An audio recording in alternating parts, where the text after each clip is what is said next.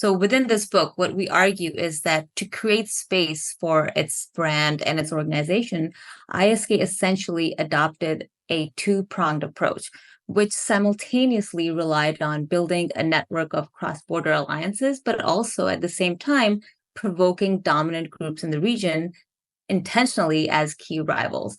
And we argue that this approach, which is still relevant today, has really been fundamental to ISK's strategy to localize its jihad and build an infrastructure which it can replenish continuously.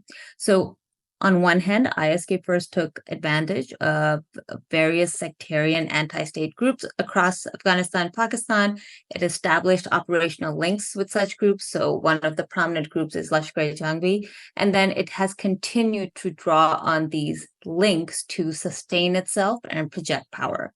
Now, on the other side, we see ISK intentionally provoking dominant groups in the region. But most notably, of course, we have seen this with the Afghan Taliban, and this has continued since ISK's origin, but also in the current period. And we see that this rivalry with the Taliban has really paid ISK with dividends, which is allowing it to become a regional organization, which has been one of its revised goals in the Taliban era.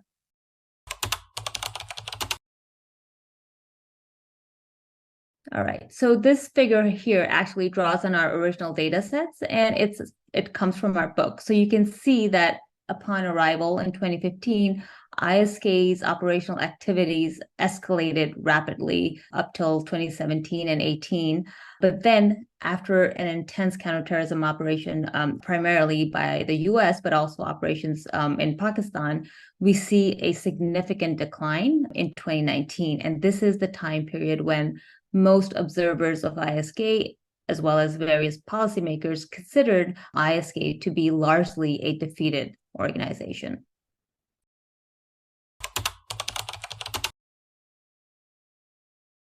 So here, this slide here shows you ISK's operational activity starting in 2020, right? So I just mentioned that 2019 was when we saw significant operational declines, and ISK also lost pretty much all of its territorial control.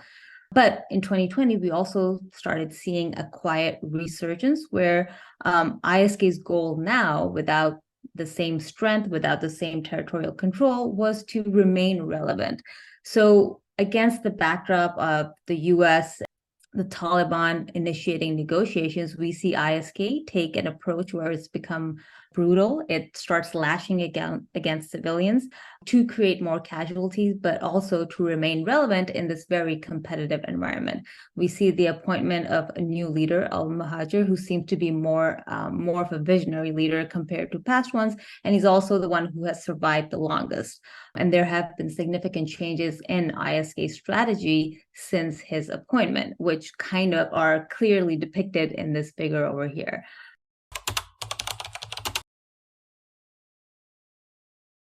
Last point I want to discuss is ISK's media and outreach and how it has evolved since its emergence.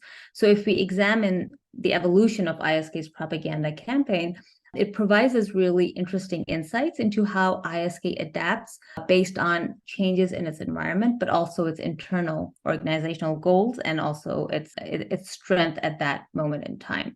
So in general, we identify three key waves in how ISK has conducted outreach activities.